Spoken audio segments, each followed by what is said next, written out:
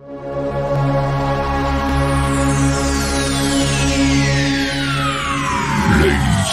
and gentlemen, may I have your attention, please?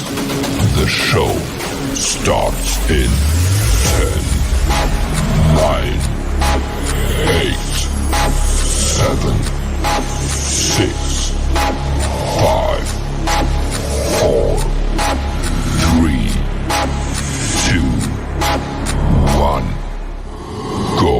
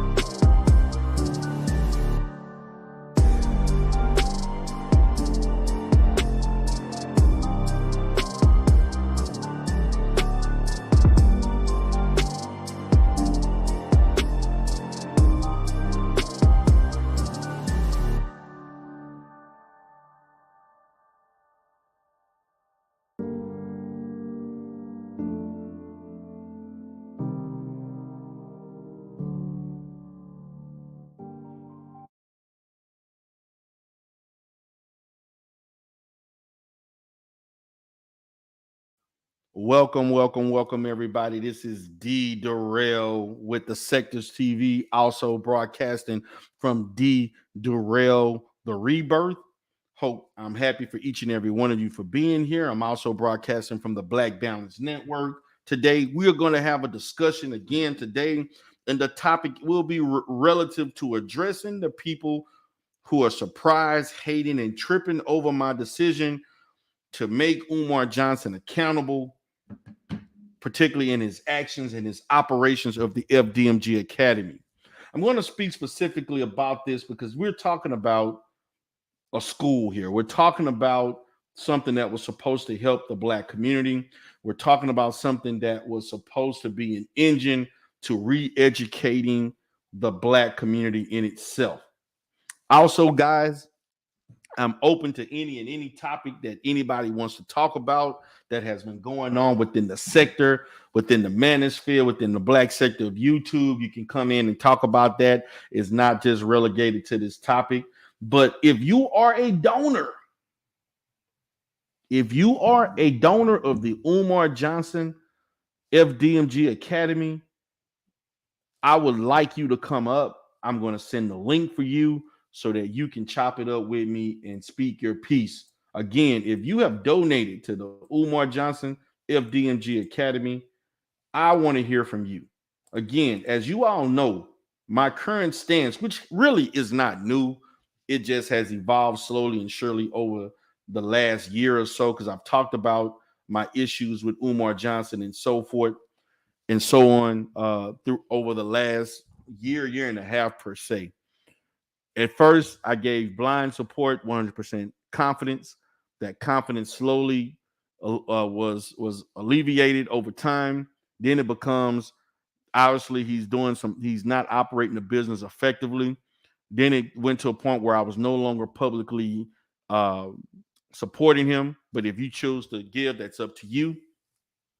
Then it's at a point where I felt like it's less likely that this operation is going to move forward, even to the point now where I'm like, we need to hold Umar accountable. This is for the donors, for people who think I'm here just to talk negative about Umar Johnson or to talk negative about this person and that person, and I'm worried about Umar Johnson's personal life. You got people live right now with over 300 to 400 people watching him right now, who those people have not donated to Umar Johnson.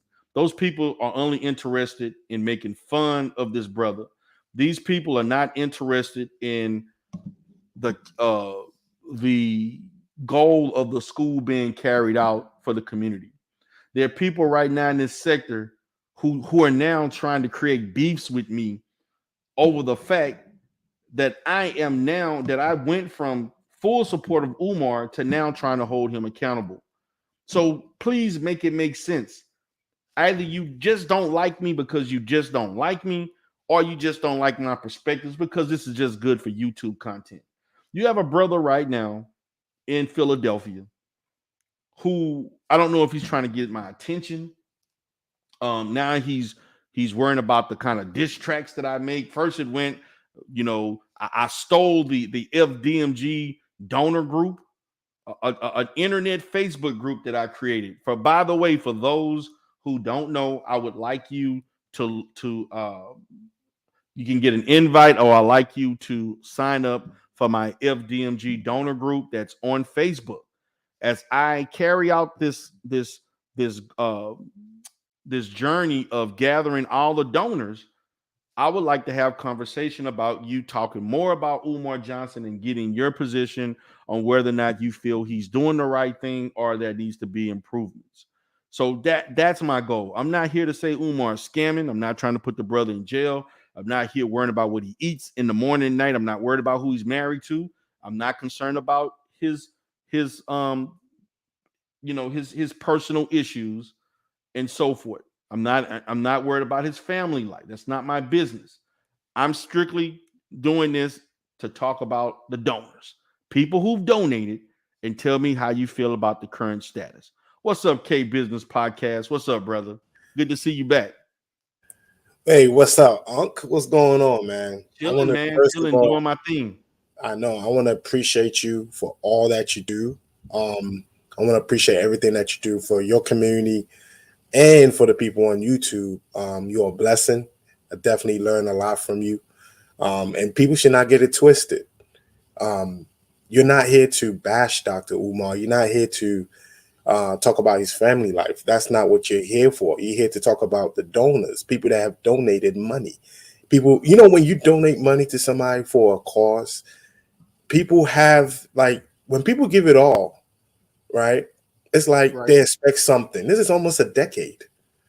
And people might say, oh, yeah, D. Durrell changed on Umar. No. You want people around you that's going to tell you the truth. If Dr. Umar was in the same living room with you right now, I guarantee you would tell him, yes, Dr. Umar, please. What's going on with this school? What's going on with the people that have donated? People that have had faith in you. You know what I'm saying? Right. Exactly. Like people need to know. To me, the purpose again is to get a conversation that in Absolutely. some way can influence him to do better. And to me, what is missing is transparency. It's Yep. about having a discussion about, listen, like say for instance, getting a monthly report. This Mm-hmm. is the amount of donations we're getting a month. The input, the in revenue, and the inflow and the outflow. We're getting this amount. We're getting this amount coming in. How much Mm-hmm. money are we spending out? Okay, like to me, that's what that's what I would like to know. And here this, check this out, right? Like I have friends that have nonprofits, and every year they put out annual reports. They have a website, they have a board of directors, they have a whole team. Just like look at what G Dizzle just said. He could have started an online school during the pandemic, and he could have made money from the online school. We've been saying it. Like he could have been done something during COVID and even after COVID, but he's just refusing to be transparent, man. And Right. sometimes you got to call it out. It's not about you exposing or trying to. No. You need grown men to call out grown man nonsense. Yes. You know? Like my thing is, so people, I'm like, I thought that for those that have been trying to debate me for years about this, I thought that I would have more support from them. And so come to find out, it is more about people who rock with you, just rock with you. So now at this point, man, this is in this Umar Johnson sector that I'm involved in. The people who were against me, the hate is actually increased by me actually taking this perspective. What they want me to do is to start doing Umar Johnson diss tracks, Umar No, Johnson big this, big that. He eats this and he making fun of him. They want me to do all this caricature stuff. No, they want me to do all of this stuff that I'm just not willing to do. You're not a loser, so you're not going to do all that stuff. All them other people are losers. Like the dude in Philly, right? The other dude that's dissing you right now. What's his name? Right.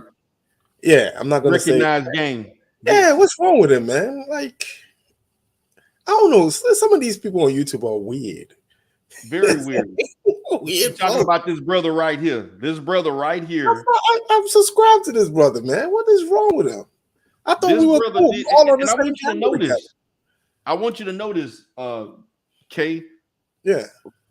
The video that he did, you know how I found out? I found out by women in the manosphere it was actually because he had some, he was on the Sister George Tough Talk and all this kind of stuff. He has a presence he had a presence in the manosphere per se. He was on that show. That was a very, I guess, for the little time it was there. Oh, that's right. I see. I don't follow. He was there. Yeah, I don't follow that much. I'm not really. If I don't watch you or G Dizzle or a few others, I'm not watching other folks like that. So I didn't really. But this brother right here, mm-hmm. who has, he has beef with Ramil. Right now, he has a beef with Ramil. He had a beef with he had a beef with Ramil. Hold on, let's say this. He had a beef with Ramil. He had a beef with. He said stuff about Minister Jab. He had beefs with Obsidian. Him and Obsidian had a knockdown drag out one time on Sister George panel a while back ago. So this crosses sectors with this stuff. And so I thought I was cool with the brother. I actually went on his channel. I promoted. Yeah, we were on the panel together with him. Remember? Yes. We were talking about Dr. Umar, yeah. Yeah. So I was basically minding mine when there were women. Matter of fact, it was a woman in the manosphere that watches manosphere content. She posted the video. She actually shared the video.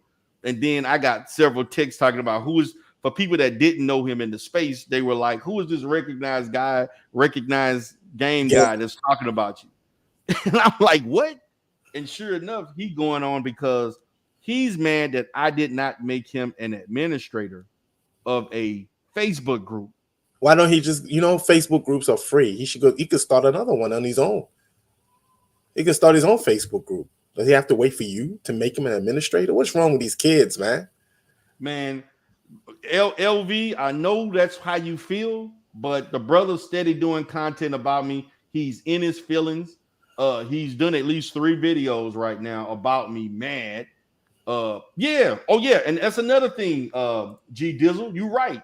Dude claims to have successful vending machines. Seems like a waste of beef with other YouTubers when you could be using this platform to sue people on vending machine. And to me, I'm gonna say this: I don't know anybody that has 100 vending machines, and when you look at the area, it looked like a project. I'm just sorry. Where he live at looked like a project. At least where I'm from, that looked like a project. That didn't look like a where all the buildings look orange brick and it's cookie cutter. That looked like a project. That didn't look like a normal, not even a cookie cutter looking neighborhood per se. So I don't know what he got going on. Sometimes, like, okay, for example, look at what G Dizzle just said. He could use this platform to school people on how to get vending machines. Like, if you go to my channel, I'm teaching people government contracts. G Dizzle is teaching people things about, IT and how men should be. You people are using their platforms for good information that can help Black people. You know what I'm saying? Not even just Black people in general. Anybody that just come across your channel. But for him to use that his platform to dish you and Ramil and everybody else, I don't understand why people just the brother went after Ramil. He went after he went after Obsidian and the channel, and his channel is still not 2K, right? The dude was saying some stuff about Jessica X chose him. I'm like, dude, Jessica X is not. Jessica X don't exist. She's an avatar. How do you know that's a man or computer? Do you know the space that you're in? You know, like, dude, like, so now he wants to talk about my group home, the Janice house. I heard, I heard about that. Yeah, part. Then he wants to talk about me operating a dollar store, and I'm gonna say this in regards to the dollar store. I think we talked about that on the phone, right? Yeah, we did. And so what I will say is this: once I do get my dollar store situated, I will be doing content about franchising and people potentially owning their own dollars. Like, to me, I'm going to talk about things that I do in real life, just like G talk about tech and so forth, and he doing tech stuff. Like on my Life Solutions channel, I talk about practices. I've talked about PPP loans. I talked about government funding. The reason why I talk about those things because I have been successful I've been successful in getting that. You know what I'm saying? Like I've been successful at getting over $300,000 worth of government funding, whether it was the CARES Act, PPP loans. Yeah, we talked about what's the other one? It was the EIDL loan. I don't talk about things that I'm not successful in. Correct. Yeah. What's up, Womansphere? Good to see you up in here. So G talking about, you own a dollar store, those things. Yeah, man, the issue, like, on paper, I have everything situated. The problem for me is getting the right location. And we all know location is very important for these types of things. On average, dollar stores, the average dollar store on average makes about $500,000. You can profit $500,000 in the first year. Absolutely. Not many startups you can make that kind of money the first year. My issue now, I've already got the money. I had to put up 60 grand to do this. So this is not playing. Some of those franchises, you got to have money. I put up 60 grand for this venture. It's about, at this point, it's about getting the right location for the right amount of money. Absolutely. And that became an issue. It became an issue. I had 2 places that I thought I was going to solidify. We ran into some issues with the building maintenance and the the neighborhood. There were some things that I didn't like, and so I'm taking this very seriously. I'm just not going to locate this business long term and I sign a guess 3 to people, 5 year lease yeah, in the because business. I want to make sure exactly it's right. you So gotta find it. You gotta find a good location, and people. I guess people think you're on YouTube that you just D Durrell on YouTube. But I know we've spoken. We spoke on the phone several times, and I know who you are in real life, D, Uncle right. D. So, so I would say don't even pay. Take his picture off. Don't even pay these people any mind. Don't pay these people. Me and you have talked. We talk about group homes. We talk about the money that actually goes into it. Man, people think you're just a person on YouTube talking. No, if people really want to know the real D Durrell, I said D Durrell's like, I'm gonna pay for consultant. He didn't even what's it called? Oh yeah, give me a discount. Man, D Durrell paid the amount. Most of these people on YouTube will not even think about paying. You know what I'm saying? So yeah, don't even pay them any mind. I'm telling you, just don't pay them any mind. Yeah, man. And so so they don't know. Like I support black businesses. Mm-hmm. I supported I support man. There's other businesses that I've supported that I don't even Correct. talk about. Like this is not like you actually provided services to me to help Mm-hmm. me prolong and get established my case management as far as the paperwork and documentation Correct. wise. You provided a streamline and as it relates to the paperwork, treatment planning, and things of that sort that propelled me to document treatment planning and documentation more professionally and appropriately as it relates to a person's treatment goals and things like that within the field of mental health. So you helped me with that, and I knew that you knew what you was talking about. I basically, even though I've kind of adjusted and carteled it to what I needed, Of but I course. use that as a framework to do the Correct. things that I'm doing, you know. And Yeah. so this is when I talk about what things that I do, I'm really doing it. I don't talk about Exactly. anything on YouTube that I don't do in real life. Exactly. But this brother here, like I'm putting him on the screen. I'm gonna take him off. But my whole point of this is that you got people here that are mad at me because now I'm no longer giving that support. Like they saying I did a major flip flop, but really in our essence, I'm just holding. I want the school to open. Mm-hmm. But I want him to do it in the manner in which it needs to be done. And when I see bad business, because people this whole thing everybody tells me is that D Durrell, you're a person in business. How could you support a man like Umar Johnson that's doing bad business? I'm telling you, I'm not supporting. I stopped donating over a year ago. I stopped Mm. donating in 2021. So Mm. what more do you want me to do? Exactly. Exactly. So my thing is that I'm not here to disparage the brother. I don't know what the hell he's doing, but all I know is that my goal is, can I get you to talk about the cash flow, the donation cash flow? Can I talk to you about the profit and loss statement versus with the taxes? Because you're paying thousands of dollars a month in property taxes. Nobody knows anything that what he's Nobody doing. knows anything, and I'm He like, doesn't have brother, a website where you can check to see the annual reports and who donate. Nothing. So I've been saying, even if you did even if you wanted to do a what do you call like a Patreon, mm-hmm. you'd have to pay for it on you willing to show it on Patreon. I'm willing to even accept that. But And at this point, we need some type of transparency, because if you tell me you're operating this venture off of a Cash App account, we got problems. mm-hmm. You cannot Exactly. operate something at this scale on a Cash App. Okay. It's not going to work. That's just not effective business. He's doing bad business. And Yeah. remember, we said, I think a few months ago, we talked that he could have probably hired a business manager or have somebody that will run the day-to-day of this nonprofit he supposedly have. You know what I mean?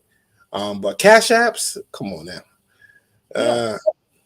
But not only that, see what we not also need to ascertain is the fact that people were mailing checks to the FDMG Academy in Philadelphia. Now it's in Wilmington, so they were getting paper checks. He was getting paper checks. He was getting donations from his website, not just on Cash App. You know, I am not concerned. I'm gonna say this: I've never donated. No, I take that back. I probably donated 3 times to Umar Johnson's personal Cash App to go directly for his own usage, his own personal. The other, can I ask you a question? I know it's personal, but sure. How much have you donated to him so far? I donated, I'm gonna say anywhere between probably around $3,000. You see, and here's the thing, and that's not fair to you. You donated $3,000 to him and still no school. Of course, I'll be upset. So why are people mad at you? I don't know why they mad at me. Because see, my thing is, you know how much, I donated. You know how much $3,000 is for the average American? Most people don't even have $500 in their bank account. Yeah, it may be more than that because I donated from 14 to 19 at least 5 times a year, at least $50 to $200, give or take. See, that's not fair. Yeah, that's not fair. So yeah, you have the right to speak out. So people I do. can get lost. Crocs, you have the right to speak out. Of course. Come on, man. Donate $3,000 because you thought he was doing something good for the community. And to me, this is the thing I want to bring out. And this is the population that I'm really speaking to are the single black women in this country who actually made Umar Johnson. Yeah. It's the single black woman who has children, particularly black males, usually whatever age that they are, who went to him for answers because it's the single black woman who actually made Umar Johnson what he is. Everybody think it's when he went to Sinetta and did all those different things, but they are the primary donors. It's black women. Yeah. Black women. It's not black men that are donating like crazy, even though there is a healthy percentage of black men. I'm talking about young black women who are in their mid-20s to early 30s with 5, 6, 7, 10-year-old kids. And some of them have been diagnosed or misdiagnosed with ADHD and other behavioral disorders. They're the ones. They're the ones who have donated the most. So Exhibit A asked me, how do you know who his donors are? The reason why I know who his donors are because it was a donor who hit me to Umar Johnson back in 2014. The stereotypical situation. It was a 30 black female in her mid 30s when I was actually contracting with a alternative school to provide services. She talked to me. We were talking about stuff with kids and dealing with kids with behavioral disorders. And she told me, you sound like a guy I know named Umar Johnson. I said, who is that? She said, he's a school psychologist. He's opening up a school. Check out his YouTube content. I checked out the YouTube content. And then she told me that he was going to be in Houston, like at the Shrine of the Black Madonna. Go check him out. And I did. And, we had a lot of what he stated. I agreed with. And when you would go, I've been to 3 Umar Johnson events. Yeah, the last one you went with your son.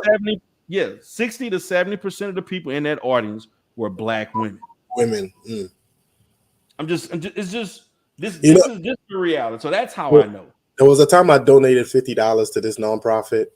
Man, they were sending me emails. They sent me the annual report. Oh, this is what we're doing. This is how much we spent. I'm like, all I did was spend $50. Yeah. But they treated me like I spent $100,000. Right. And guess what? I donate more the following year. And they were sending pictures of the building. They finished completing some nonprofit here in Baltimore. Every single thing every process of the way of the building, they were sending it to me. And I'm like, I'm a small donor. I just donated $50. The following year, I donated $100. Right. Because they were showing me results. And that's what we have to do. When you are starting a nonprofit and you have a, that's why a lot of Black people don't trust other Black people, because they were like, yeah, if I donate my money, they're not going to spend my money right. You have to be transparent, man. And the thing is, you can hire a team. You can hire a team like part-time or even just as needed that will help you run the day-to-day, and you be hands-off. Right. It's unfair. It's unfair. It's really unfair. So my thing is that, we need some level of transparency. And so I'm gonna bring up another guy that, I'm just bringing up. This is another guy. His name up here. This guy here is mad and upset because he's not getting views. He just released a video about me an hour ago. He's been talking about me over the last 3 weeks. Who's this? This is a guy who is fighting old battles from 3 years ago in regards to the Umar sector, who has basically attempted to get me taken off of counseling websites. He called the board on me trying to get my license taken away. Yes, this guy has done these things, man. Golly. Yes, it's crazy. Like these guys do all of these crazy things, man, from YouTube. Who's this? So, Who's this? His name is Reverend Gerald Palmer. And there are people in the chat that know who he is. I know you may not be familiar with him, but he's a reverend? This guy here is located in Kansas City, Missouri. Wow. He is, in my opinion, in the closet. He's supposed to be. There's nothing wrong with being a supporter of the LGBT community. I support people, whatever they want to do in their life. That's on them. But when you began to make everything an LGBT issue, and then you put LGBT issues above Black issues, I have a problem with that. I have a problem with that. So this guy here, he's a reverend. Oh, go ahead. What'd you say? No, I was saying this guy's a reverend. Yes, this is a reverend who basically says all kinds of things that are not consistent with the Bible. And I'm not the most religious person in the world, but I'm just stating. But this guy here has did all types of things to hurt me. And in return, the universe fired him from his job. Damn. He actually got fired from a job because of some stuff that he was doing as far as stalking Umar Johnson and stalking myself. And also he had some allegations of him having, I would say, unprofessional relationships with male students at his community college. So I'm just going to leave that at that. But the universe has showed him to quit doing the things that he's doing. Now he hasn't learned his lesson, and he's back at doing things. And his channel is doing horribly at the moment, and he's doing anything to get attention. He just did a video about me. He actually doxed me and put my real name.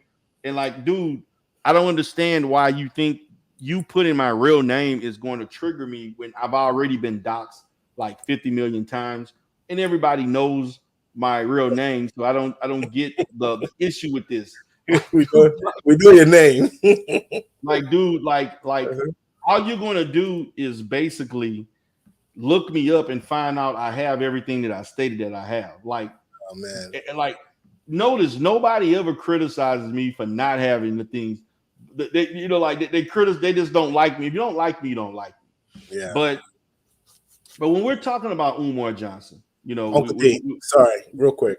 I gotta stop down. I gotta go upstairs and handle something. But okay, brother. I might come back, but definitely sure. Appreciate it. Continue to do the good things that you're doing. I'm definitely one of your supporters. So please, guys, support this support D Durrell. He is the truth. All right. All right, brother. Well, thank you for having me here. Appreciate you, man. Okay. All right. Thank you. All right, man. Take care. Right, peace. So we talking about Umar, man, and yes, he's been on the Breakfast Club, and he does all these interviews, and then you have people claiming that I'm mad and upset that Umar didn't agree to do an interview with me. Okay, he didn't do it. Well, am I supposed to lose sleep? That's not the first time I asked to get an interview from someone and it didn't happen. I don't even do a lot of interviews on my channels, period. Like, it's the last interview that I did was with a guy named Psycho, I think Psycho Candy or something like that. Like, and that was a while back. Like, I don't do a lot of interviews. I basically talk about topics, and people that want to come up and chop it up with me, they chop it up. If you choose not to, that's your prerogative. I mean, that's on you. So at this point, for me, you got people like Recognized Game. You got people like Gerald Palmer. You got, the disgruntled AFWs, anti-fraud warriors. Uh, you got people who want to hate on me for whatever reasons. They're not happy with the content that I'm doing, whether you like me at the beginning or, some of my day ones are not happy with me not giving Umar any more support. But as a donor, for those who are donors, why should you continue to give Umar any more money when he has not shown anything that to me should propel you to continue to invest or donate to this venture, to this quote unquote nonprofit? I'm not here. I'm not here to speak on this man's life. I believe in keeping things on YouTube. Yeah, make a change. You want to come up, you can come up, brother. Are you looking with your eyes, but whatever. It is what it is. But I'm not here to speak on this man's personal life. See, I'm not like Lennon Honor. I don't have to speak on someone's life. You're strictly doing this to make money. And if the women over there and the men who want to support you continue to give you the money, hey, so be it. You got 100 children. You need that money to take care of those children and your wife, your spiritual wife, I may say. So I get it. Now you want to post that you got a few months, 5 months left to get your degree or certification and so on, and now you want to post grades and everything, but you've been in school for like 8 years, so this is long overdue. This is long overdue for Lennon. Now, what I want to talk about is my brother Israel Bound, aka Eric Butler, who was on T Pre's channel the other day, and yesterday, I may say, and he talked about the process of buying the HVAC and that you have to be certified to do it. He talked about Umar Johnson lying about how he obtained the HVAC because he's not qualified to buy it. You have to be certified in the air conditioner arena, that field, in order to do so. Because of the danger of the operation and in maintaining that type of machine. What's up, Queen, aka Miss Sunkiss? So, in looking at this, I appreciate him for talking about everything, and because he's done this before on my channel before, and I'm glad that he was able to reach the sector on that end over there with T Pre and kind of give more detailed analysis on that. Israel Bound did offer help to Umar Johnson, and it didn't happen. I also talked about being privy to information on Umar Johnson turning down help. I knew about this actually back in 2020 when I left the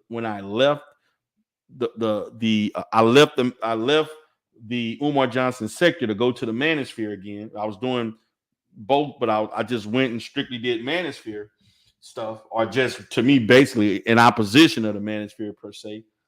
And I got into a whole bunch of stuff with SYSBM and Jessica X and all these different crazy people and stuff like that was over there. Man, I spoke to people and they said Umar turned down all types of help. I'm talking from vendors, different people who are in that field and to renovate the building. People offering land and buildings and money and all this stuff was turned down. No, Umar is not in school. We're talking about Umar operating an all black male school that has not come into fruition, and he's been soliciting funds for 8 years. And so as we see this, man, you know, you got people here on YouTube that don't know how to keep things in perspective. You got people here trying to hurt people professionally, trying to dox people. They're going into sector history. They're lying. They're delusional. And it's all because of this man named Umar. It's like I've never seen people so obsessed with Umar like this man here. Like, I've never seen people obsessed with Umar like this guy here. Like, I told this brother a week ago before we started even beefing, before I even started doing the Umar content, he was one that convinced me to do more Umar Johnson content.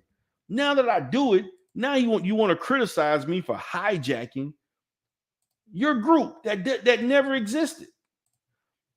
Like, where the fuck do these people come from? Like, some of these guys on YouTube, man, is like they do anything for views. Anything. Oh, I was talking about this guy named Lennon Honor. Lennon Honor, yeah, he showed his grades and talked about he's getting a certificate or something. He said, I don't know, because he changed his major. He said he was in the computer science, went to cybersecurity. Now it's some other stuff that he claimed he's doing with coding or whatever. So I don't know what the hell he's doing. But the brother is doing more content because he needs more money. So he's doing what he's doing. So, but yeah, I'm talking about Lennon Honor now. Umar, you know, has long finished school years ago. He has actually 6 degrees, you know, primarily in the field of education, political science, and psychology. So that's his education. So, as I'm talking about this, like these people who were surprised at me, I'm like, why are you surprised? I've talked about Umar having bad business acumen for a long time. Why are you triggered? People triggered at me like I'm trying to be the next Lennon Honor too. No, I'm not. I have no drive to be on YouTube all day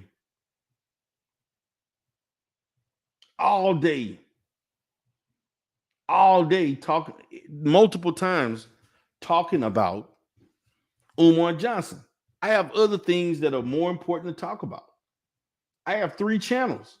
My D Durrell Life Solutions channel, I'm talking about real psychology. I'm talking about counseling. I'm talking about helping the Black community. I'm talking about helping Black families as they are constructed today in our community. So JJ states, you and Lennon saying the same thing now. So why the smoke? I don't know. You tell me. I'm trying to figure out why the smoke. Why am I getting so much pushback from all these different people? You know, and Lennon is basically pandering to a low-level IQ group of people. These people pay Lennon to talk about the same topic over and over again. Like over and over. Like you will not see me doing 500 Umar Johnson videos in a row. Lennon has done so. And these same people get off by making fun of Umar. And what I found out when I went to Clubhouse is full of people that half of the Umar Johnson content is actually white people who don't like Umar Johnson, who are actually racist and don't want to see something. They don't like pro-Blacks and they don't like to see something that can progress the lives of Black people. I actually went into a Clubhouse room, and to be honest, I don't really like Clubhouse. I'm not really feeling the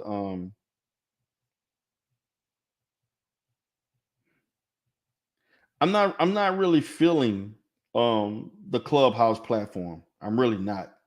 But I was in a room and the room was talking about things about Umar Johnson, right? And the black people in there were like, wait a minute, this is a white guy talking about Umar Johnson. And they were like tripping because the guy was white. It was called Umar Johnson 7 or something like that. And then you had one called Exoticals. You had one talking about Umar. I mean, it's just, I seen at least 15, 20 Umar Johnson groups.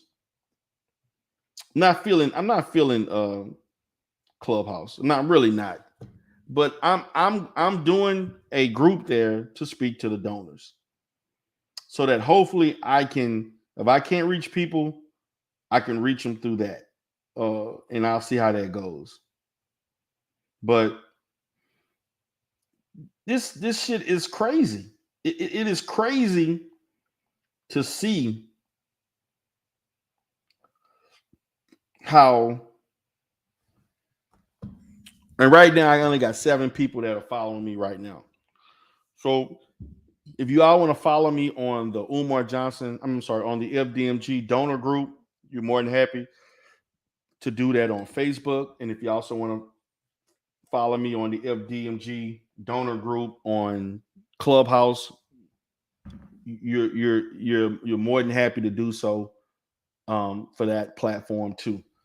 And I'll because what's going to end up happening, I want people to understand, I'm basically going across trying to gather people that donated. And so my presence on YouTube is going to be compromised by that. I already don't do a lot of YouTube videos on this channel. The Rebirth Art Sectors TV, I do 1 or 2 live streams a week, maybe an upload, and that's it if I got time. If I don't have time, I don't do it. I try to do as much as I can on Saturday and Sunday. So you all are free to look me up on that platform if you like. Definitely check it out. I will be doing content over there. I will be talking about a variety of different things. So I look forward to chopping it up with anybody over there. I will be doing like a recorded some content on it tomorrow. I want to talk about some issues. So Unadulterated Truth said the fact that it has gone on this long is crazy. That HVAC interview was eye-opening to say the least. Yes, Israel Bound know his shit. For those that don't know, I already knew this stuff because Israel Bound already told me this. And I just see, I want you all to understand the information that I processed and considered before I decided to do content to try to hold Umar accountable. Israel Bound, talked to Israel Bound offline about a month ago when we did some, I think this was right before I went to Vegas in July. And he told me about, well, he told me years ago he offered Umar help and he got denied. Listen, at some point, I want the donors to understand your money is going to taxes. Your money is presently going to taxes. Okay? It's going to taxes. And if you're okay with that, you know, I can't tell you. I can't tell you what to do. I can't tell you how to function in respect to this, what to think. It's up to you to think the way you want to think.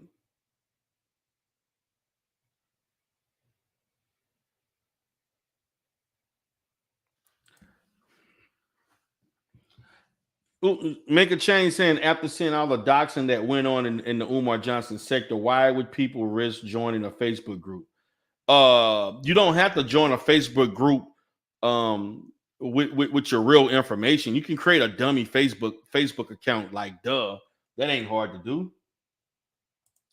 Now here you go, bro. Based on how much money Umar sold said he collected, he can pay off those taxes.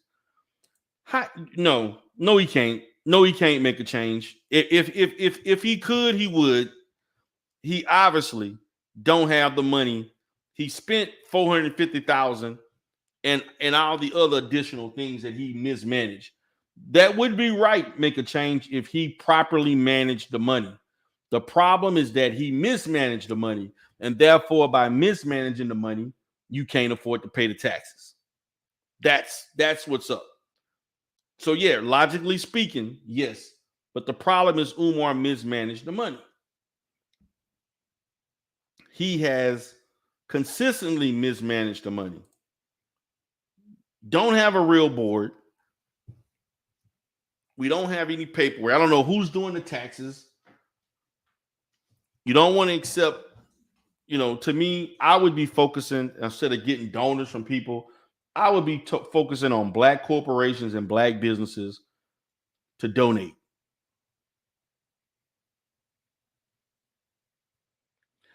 Yeah, well, we unlocked. I already know this, so that's another person. He came in on some of my other lives. We unlock is full aware of what I'm doing. He's fully aware, and if you don't like it, you don't like it. I'm not going to change. I'm going to rock with whatever. I'm going to do whatever I feel is right as far as the content. If you don't like it, you don't have to watch. What proof did I have that Umar mismanaged the money? The proof that I have is the fact that the school is rotten. That's the proof. The proof is that the school is sitting there rotten. The proof is that he's been there for 5 years, since 2017 when he bought the building, and there has not been a progression in the operation of the school. The proof is that he mishandled his 501c3. The proof is that he can no longer solicit funds in Pennsylvania based on not taking care of standard paperwork. That's the proof, JJ. Come on. You all are asking silly questions. And this is not even coming from donors. My purpose of doing this video is so that the donors can come up and talk. The main thing is that it's the people who never donated who show the most skepticism and so on. And they never donated one dime.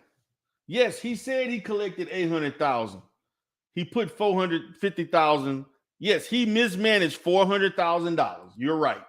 He mismanaged $400,000 or less, give or take. Yes, it was mismanaged. But make a change. Look how much taxes Umar been paying. That $400,000 is nothing if you've been paying taxes on this building since 2018. You paid taxes back in 18, you paid taxes in 19, you paid taxes in 20, you paid taxes in 21, and you're paying taxes in 2022. That's 5 years. That $400,000 went to taxes. On taxes, make a change, and whatever he decided, whatever he claimed he has bought and cleaned up and all this other stuff that he claimed, he's mismanaged the money on taxes and the bills to pay whatever. It's been mismanaged. He mismanaged the money on the lawyer, he claimed, but the issues with that. So so you, of all of that scholarship that you got yourself involved in Umar investigations, you're going to sit here and ask the silly question of what he mismanaged $400,000 on? That's a question you should be answering. You're the one supposed to be this investigative reporter like knockoff media. He mismanaged it. The school is not open. It's nowhere near open. The donations are not coming in at a rate that exceeds the bills. This is obvious. Don't take a rocket science to see this. There's more outgoing than incoming. And eventually, he won't be able to afford to do this. And he won't afford to pay those taxes. And then they're going to basically take over that building. and it would be a failure.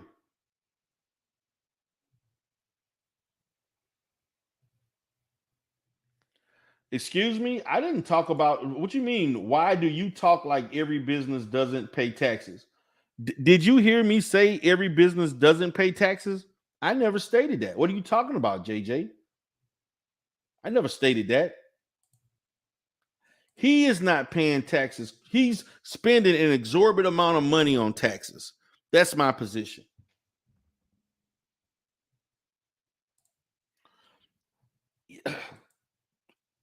Listen, I'm going to say this.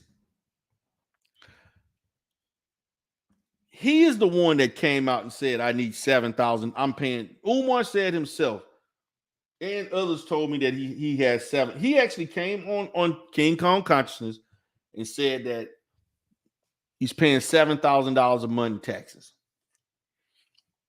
In 18, he talked about 50 grand and plus in taxes, and I got to owe this, and you got penalties and all this other different stuff that accumulate. 19, he talked about taxes. 20, he talked about taxes. 2021, we still talking about taxes. So why are we acting aloof to the accumulation of taxes that have accrued over time? I'm baffled at you all right now in the chat. Make a change, JJ. First, if I would have been talking about, so now I'm going to approach it as if you all are trolling, because if I would be talking right now about you need to donate, then you'll be saying stuff about why you shouldn't donate. And now, since I'm saying you should not donate, now you want to question my ability to understand where the money is going and where it's obvious the money is misappropriated.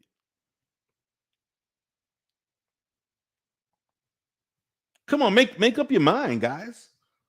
Make up your mind. I know how business functions.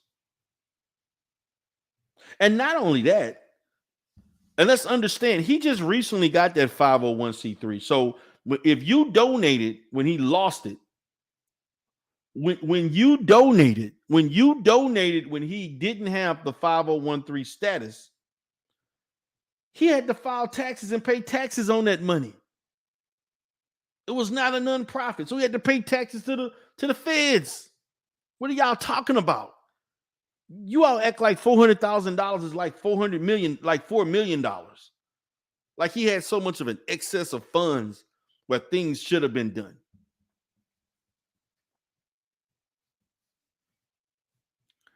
I don't know. This is all speculative.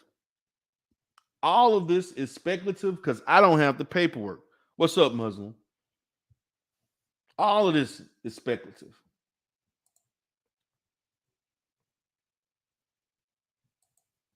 Every last bit of this is speculative.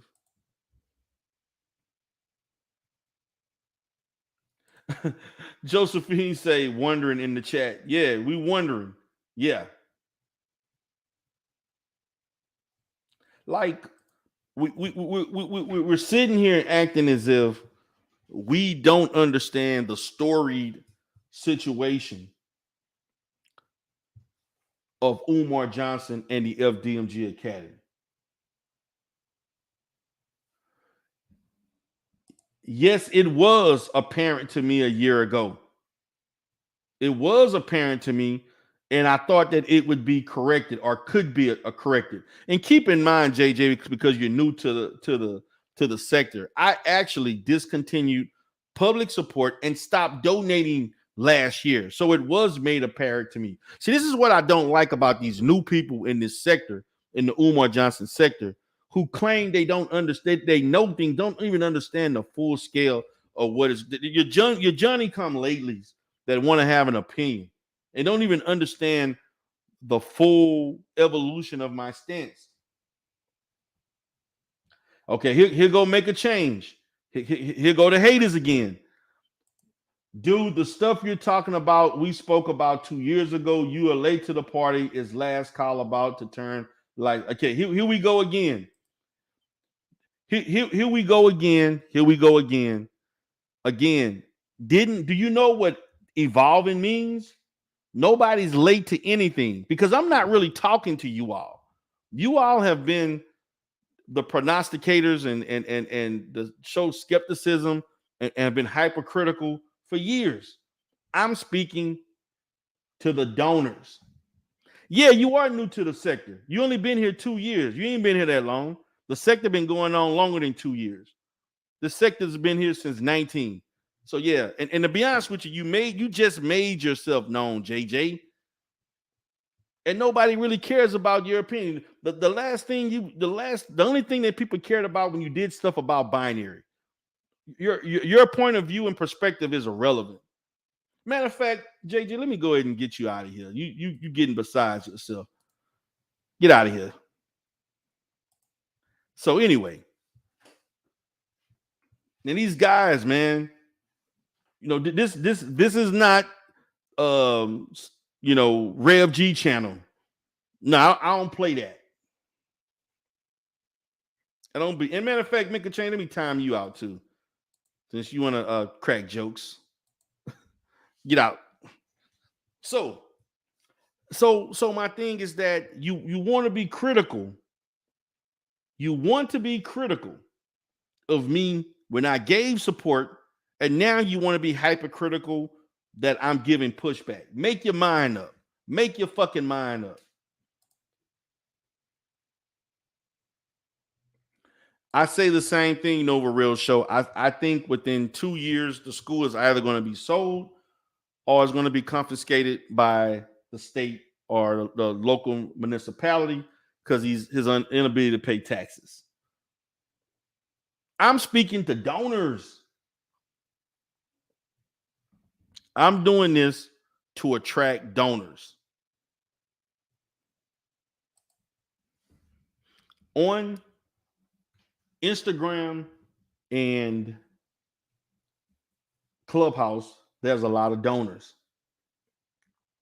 And I will be doing content off of YouTube to speak to the donors.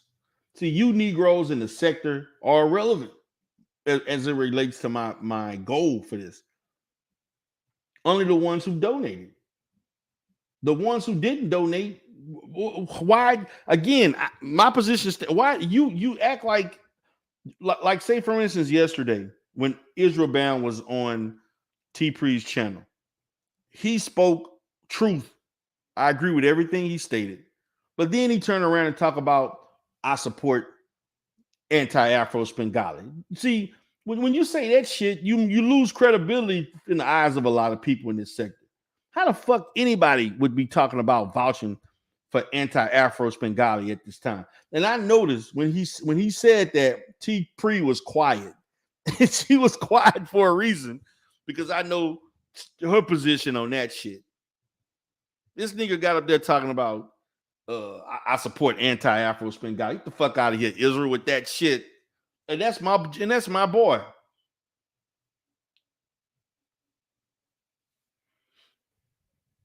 Yeah, I don't want to reach out to nobody grandmother, man.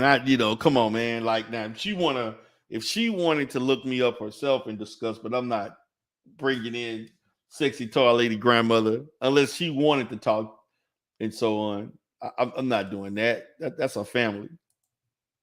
By the way, shout out to sexy tall lady. Want you to know, sexy tall lady, I got some music that I will be releasing that's freaky in nature next weekend, and one of them was basically inspired by you. Well, actually, a couple of songs. If sexy tall lady listening, yes, I got some tracks that I been working on. This is non-sector shit. This is real music that I can actually fucking sell. This is not no parody diss. And that's another thing. Your boy tried to talk about me using auto tunes and want to talk about my music. I'm like, nigga, what about your music that nobody talks about? Nigga, you play your music. At least my music get a response. People have actually bought my shit. Like, who buying your shit?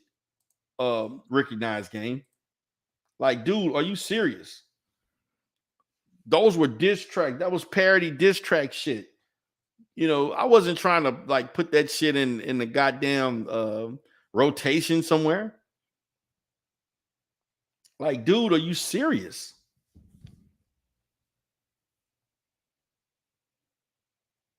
So now I'm late to the party. I'm late to the party because I'm focusing on the donors. I am not focusing on hating ass Negroes who just don't like Umar and they looking for any mistake that Umar makes to talk shit about him. I'm not looking for that. I'm not. I'm not looking for that. What I'm looking for are the people who've donated that want to express their opinion. And this is not going to be an easy job. This is not going to be an easy job because a lot of these Umar Johnson supporters don't want to be known.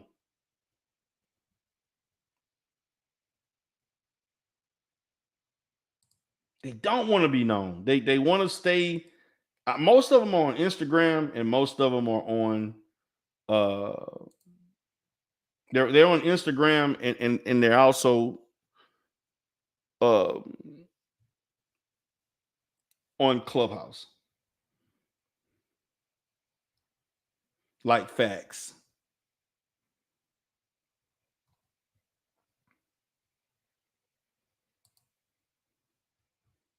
That's just facts.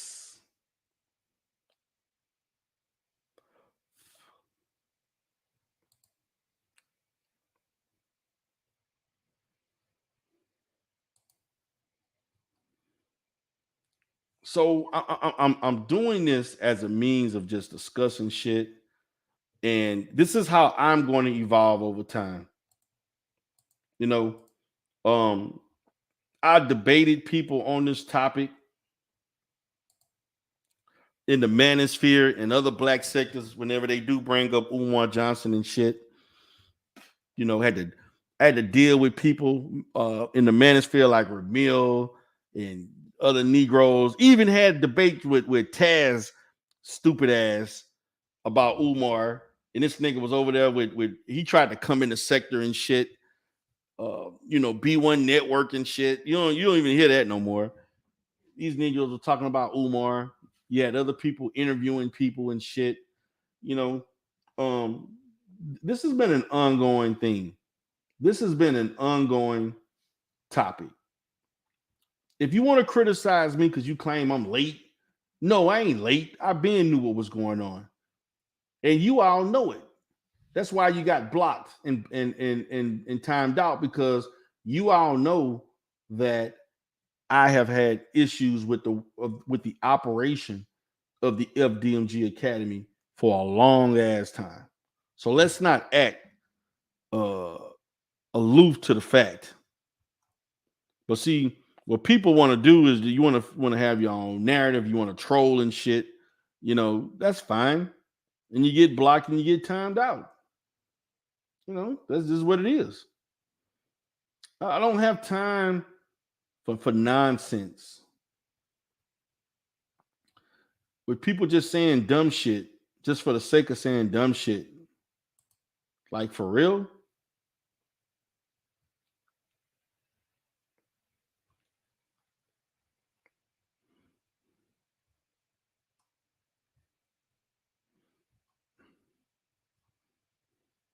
So,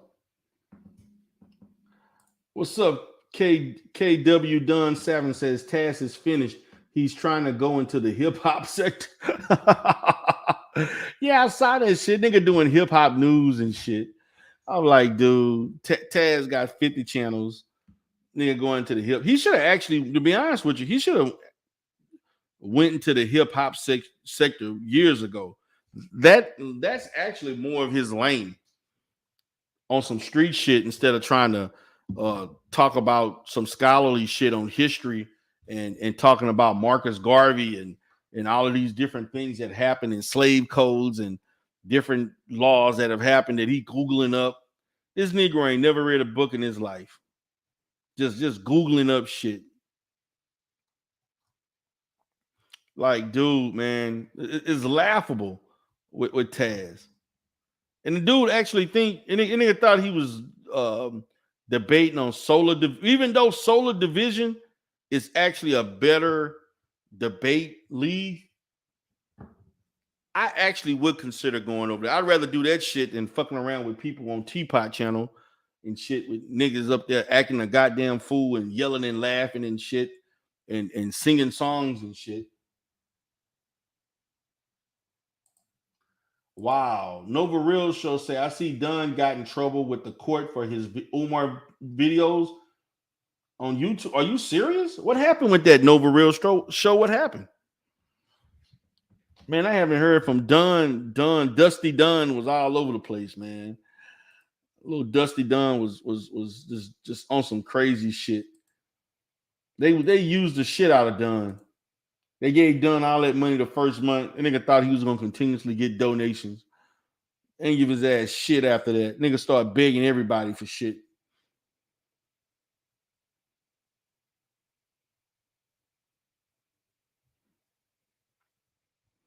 Yeah, man, Dusty Dunn was wild.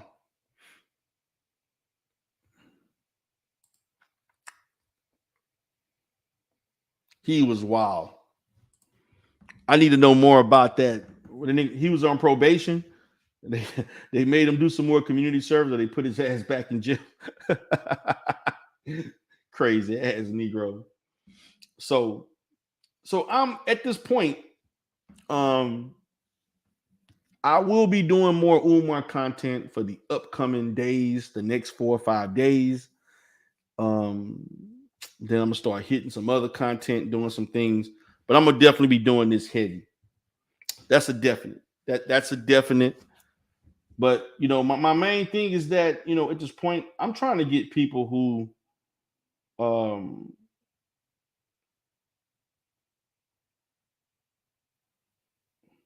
I'm trying to get people who are really about the FDMG Academy for real. I'm really trying to get people who want to really deal with this. You know what I'm saying? Like, I want people that really want to talk about this seriously. That's where I'm at. That's where I'm at.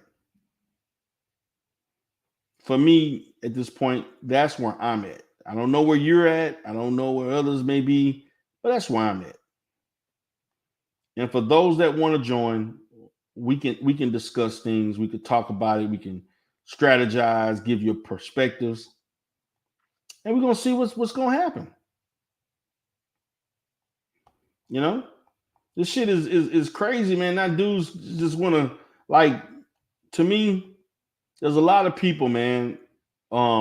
They live vicariously through YouTube, and they wait for things to happen so that they can make comments. These people are not productive. These people be on the same shit all the fucking time. And I'm like, dude, come on, man. Like, come on, like, seriously. He's still trying to get $3,000 from my man. Come on, shit. All Dunn had to do, and I gave Dunn $100 to file that fucking paperwork in New York to get his money, or Philly, wherever he had to go to do a small claims, and he didn't do it.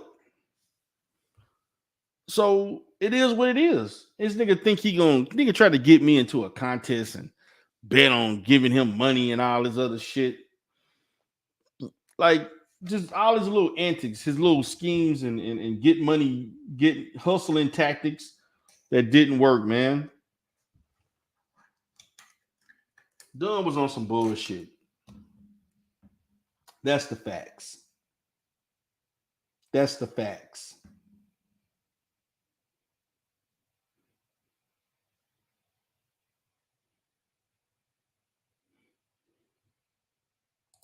So Dunn was on YouTube, and now he was back on YouTube, and man, fuck Dunn. Just like Tiffany. Tiffany said, fuck Dunn. Fuck Dunn.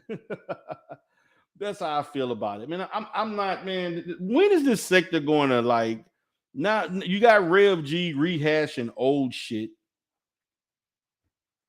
You got people like Dusty Dunn coming. You know, like, dude, man, I'm over all that shit. Man, I'm not trying to have these recurring beefs. I'm not trying to have all this crazy ass shit. You got people in this sector that don't like to see successful people thrive. They trying to get people lives fucked up. You want to call CPS and all this other shit. You know, the kind of dumbass shit that these people do, man. Like, really. Like, it really is some dumb shit. It really is. Like, seriously. These dudes get off by trying to hurt other people.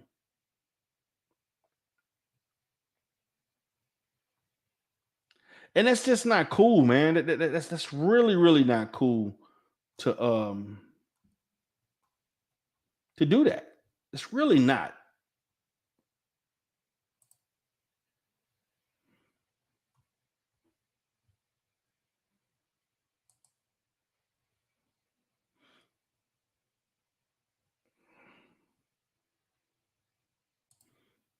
Really not cool. And there are people who constantly come to this sector, new and old, talking shit, saying stuff.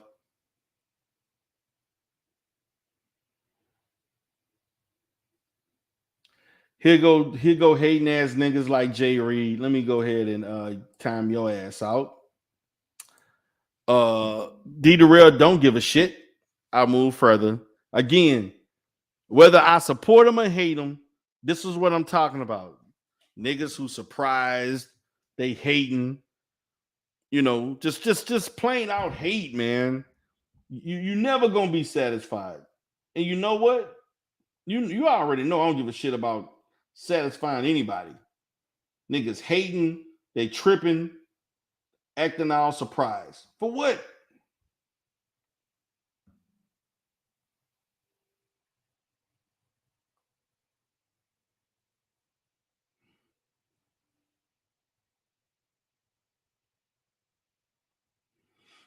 You got people in these sectors continuously trying to beef with you.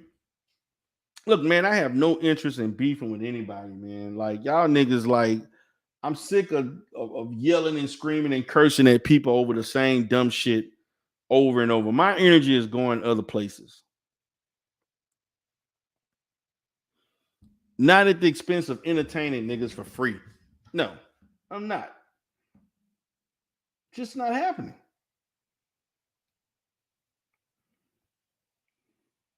If you don't like the fact that I have the stance that I have, that's your problem.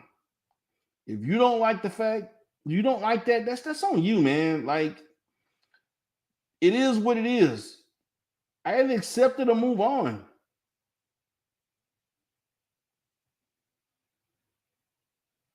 Like, seriously.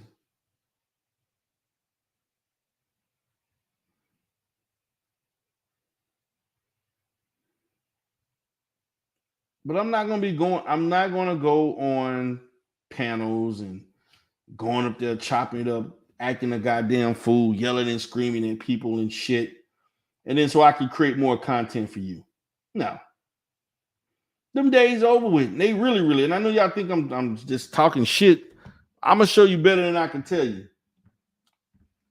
Definitely gonna show you. So I'm gonna send the link out one last time. If nobody's gonna come up, then I'm gonna go ahead and call it a day on this one and go about the rest of my night. So I'm gonna give it about another 5 minutes. Anybody want to get the link and chop it up with me? I love the conversation that I had with K Coaching. A lot of people have been consulting me to talk on panels and interviews about the TikTok therapist. And I've been talking a lot about that. I was on Kwame Brown channel, man. I did, like, matter of fact, on my review show tomorrow, I'm gonna talk about the stuff that I did on various channels. Let me see who this is. Okay. Give me 1 second. I'm gonna bring this person up. So we got a person that want to come up. What's up? How you doing, Austin? Who's speaking? Hello? What's up? You doing all right? Can you hear All me? right, who's speaking? This is the Peso man. Oh, what's up, Peso man? What's up, brother? Not much, man. You doing all right? Hey, man, I'm just doing my little content, doing my thing. That's about it. What's on your mind, brother, in regards Not to much, this topic? man. How's the Houston weather right now? You're in Houston, right? It's hot, man. It's hot. It rained a little bit today, but it's still hot. That's good. That's good. Good looking out. Good looking out. Um, yeah, man. I just want to ask you a quick question, man. I'm starting to. I came up with coined this term called pain predators. Pain, or better yet, pain predator. And let me tell you what a pain predator is. It's YouTube content creators that make their money off of preying on people's pain. And when Okay, I say pain preying, predators. Okay. yeah, and and what I mean by these guys are preying off people's pain, I'm talking about this manosphere content. You know, how these guys, for example, let's just use Danica Marie. Oh yeah, How she's able to finesse these guys big out time. of their paper, pandering to them, but yet how can I say catering to their pain? Because I asked the person this question. I said, "What's your favorite movie?" I asked the person, a manosphere person that's into the manosphere. I said, "What's your favorite movie?" And he gave me the title to his favorite movie. And I said, how many times can you watch that um in a week? They said one time. So in other words, they can watch it one time a week, and this is their favorite movie. One time a week, every week that's 52 times. I say, so you mean to tell me you can watch it 52 times in a year? I said yes, because I love that movie. But I said, how many times can you watch it in a week? I said, can you watch it two times? No, the max I can watch it is one. So a movie is roughly around maybe about 2 hours, 2.5 hours maybe. So that's about a normal stream for somebody alive. Lives run anywhere between an hour, 2, 3 hours, depending on how long it goes. We'll say the average live probably lasts maybe about 2 hours. So, but yet these people are logging in every single day to listen to these people. And these are people, and I'm talking about a person, and we can use you an example, or we can use me an example. Your favorite movie. How many times can you watch your favorite movie of all times? How many times can you watch it in a week? How many times can you watch it in a month? How many times can you watch it in a year? And you mean to tell me these people are watching this content more than their favorite movie? More than their favorite movie. Right. And this is very dangerous content. This is actually social program, if you ask me, when they're watching this stuff. I had a young lady on my show, on my live. She used to date a manosphere guy, and they ended up getting a divorce because of that. Are He you turned into a serious? Yeah, he turned into a total different person. He was listening to Kevin Samuels, he was listening to Tommy Sotomayor, and he was listening to Tariq Nasheed. Oh wow, man! I would Yeah, like to interview her. yeah, Are you serious? She lost her yeah, marriage behind the yeah. manosphere. Yeah, you should come on my panel. I think you would offer some great insight Oh, because definitely. man, let me tell you something. These guys, they need therapy, man. These passport bros, all these guys, man, they need therapy. They need therapy. Wow, They need that's therapy. crazy. Yeah, they absolutely need therapy. That is Um, crazy, man. no, it's not. It's not. Believe it or not, it's not crazy. It's not crazy. I can totally believe that. It's shocking to hear it, but I can believe it. Oh, I I can believe it because Mr. Yeah. Fantastic lost his wife to the man because of the man. That nigga Well, wife found out he was doing. You remember? Do you remember Mr. Fantastic? yeah, I remember Mr. Yeah, he got a Fantastic. divorce because of that. His wife divorced him because of his bullshit on YouTube.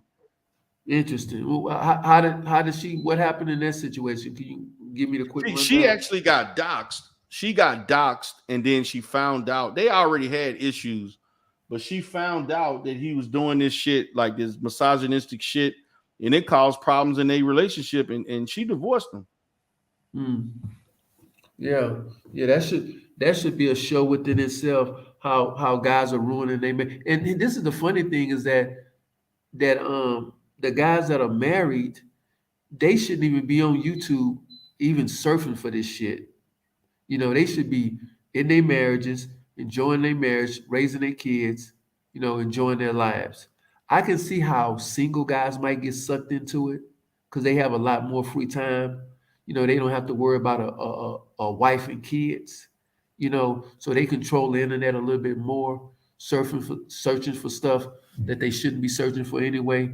Because a lot of the people in the manosphere, red pill, even the travel bro space, it's nothing but a subculture. Travel bro, and I'll say that, I'll explain that in a quick second.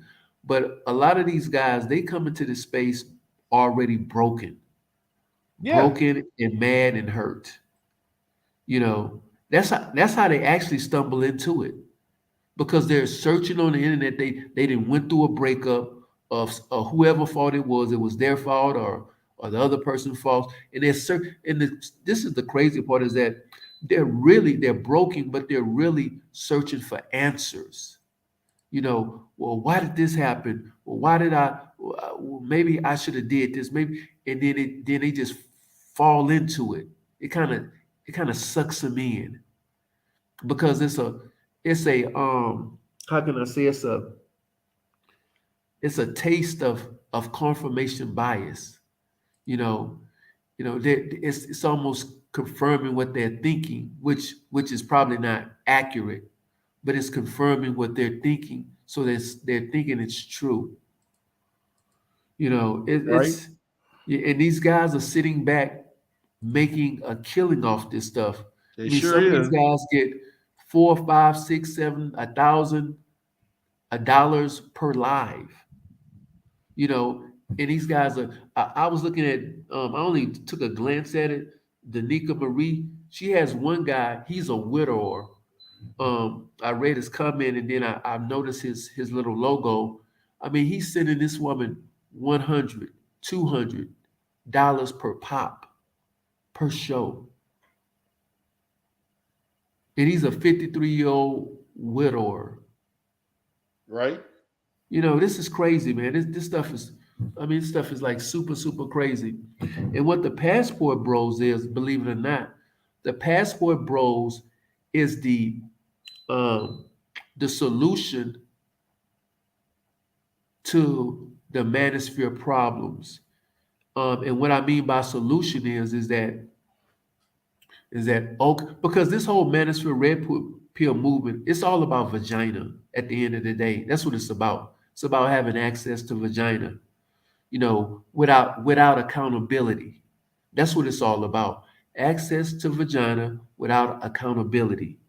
And what's happening with the passport bro situation is that the passport bro is the solution, meaning that it's the solution that they always wanted, to have sex without accountability, meaning that they can get a passport. They've been sold that they can get a passport and go across seas and have all the sex they want and come back here without no accountability. That's what most men want, and they want to have sex with no accountability. Because if they go overseas and get somebody pregnant, they can hurry up and jump ship and come back to the U.S. They go overseas.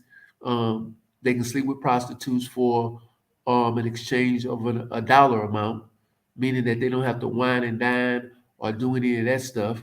They get their sex and then they move on. So it's all about accountability. You're right, man. It is, man. It's full of that, man. Like, I talk about it here, and I kind of target certain people, but the thing about it is these guys, man, it's like you talking to a deaf mute. Like Yeah, they but have, they don't have. it's like talking to a brick wall, man. Like once their mind is set, they actually have to figure it out on their own. Now there are people that I know that have ascribed to this and they figured out it wasn't, you know, what it what was. they thought it was and stuff like that. But a lot of these guys, particularly the ones who profiting off of it, man, these guys. Yeah. You can forget those guys. Those guys, you're not going to convince those guys. Those guys are making money. Most of those guys, they don't want a real job. They like doing what they're doing. It's the comfort. Who doesn't like working from the comfort of their home? So um, and a lot of times these guys have made more money or making more money than they would on a regular job. For example, Angry Man. Angry Man, if YouTube cut him off, he would probably be on suicide watch. I'm not gonna say all of that, but what I will say he definitely, man, he really ain't doing all that. But YouTube is his main source of income. Like if this dude didn't have YouTube, he would be struggling. That's what I'm saying. He'll be on suicide watch. He'll be on I'm saying now that he's used to that YouTube money. If it got cut off, he'll be on suicide watch. And of course I don't think he's gonna flat out kill himself. I mean, look at Coach Greg Adams. Coach Greg Adams, man, boy, I know when they demonetized him, he damn near had a fit. I didn't know they demonetized him when they did that. Probably sometime last year, I think. Wow. So he has to rely on maybe a website if he has that in super chats. I mean, not super chats, on Cash Apps. So, which is a good thing. Cash App is, you don't have to worry about that 30% cut. But I'm pretty sure it did significantly put a dent into his revenue streams. But and he can't even get the AdSense in either. So, and he was doing some pretty good numbers. His asset alone probably getting about 2,000 or 3,000 a month alone. Right. Then you add in the super chats, maybe another 5,000-6,000. He probably was doing about 10 G's a month off of YouTube. That ain't bad. No, that ain't bad at all. But the thing about it is, what people don't understand is that YouTube is not meant like it's a good supplement, right? But this is not something to be your main. I don't give a damn how big. Like the only ones that really have some level of security are the ones who got like millions of subscribers. When you at that point, right? Amir, we talking about Coach Greg. It's Greg Adams. What is it, Greg? Yeah, Coach Greg Adams. Yeah, Coach Greg Adams. Like if you a person that got like over 500 to maybe 1 million or more, where you making millions, see those people get certain privileges, and you have access to talk to YouTube because if YouTube see you as a valuable commodity, they not about to just demonetize you like that. Unless you see somebody like Tommy Sotomayor, even though Tommy Sotomayor made them he became a nuisance. Yeah. He was more trouble than the money that they was making. Yeah, he was more true. Well, to be totally honest with you, YouTube really doesn't need any one person. And I don't care, not even PewDiePie, whatever his name is, they don't need one person, because you have to understand, YouTube, if they want to, they can make another PewDiePie, because they control the algorithm. They can make whoever they want a star, and they can make whoever they don't want a star. They can make your life miserable. YouTube is so cold, they don't even have to demonetize you. They can just put you in the basement. Right. Where you don't get any views or anything. That's actually, it's probably worse than being demonetized, because you're swimming against the current. Right. They'll make you swim against the current, so instead of you just getting out of the water and say, you know what, I can't swim against this current, it's too strong, so why even do it? They'll have you believing that you can swim against the current, which is probably even worse, because you're putting in all that work and you're not going anywhere. Yeah, exactly. Like my thing is, like man, YouTube, like that there are people who live vicariously through this. For me, it didn't take me. It took me about a good month to realize that there's no way I could dedicate the amount of time needed to do this like the way I would really want to do it to try to like, you know what I'm saying? Because my first year of doing YouTube in 2017, I did 75 videos the whole year. Basically about 7 to 8 videos a month, which is not a lot. And that was because just with working what I didn't have the time to do it. Believe it or not, depending on your genre and what you're shooting, or what your pretty much your top, well, I'm gonna say your top your genre. 75 videos, believe it or not, in certain genre is very active. Very, Mhm. very, very active. For example, give an example, Zoom to Thailand. He's what, up to 70 something thousand views, even though he went viral. He's only done maybe about 70 something videos. Yeah, the travel stuff. Yeah, like if you're doing travel stuff or certain things, but then the stuff that I was doing was more pro black in nature, Yeah. like Yeah, topic. yeah. Well, Yeah, we you are, gotta yeah. do a lot So of videos and yeah, that stuff. a lot of the black sector stuff, because these Negroes' attentions are so short. You got to make content every day. Yeah, I mean, you got to really make content every day. Even these manosphere guys, they got to do lives damn near every other day. right, Because they'll forget about you. They'll go to somebody else. Whatever the flavor's hot. You know how black people are. You right. know, um, so very few people are really making any decent money in the black sector. The only person that was really making money in the black sector was probably maybe Kevin Samuels.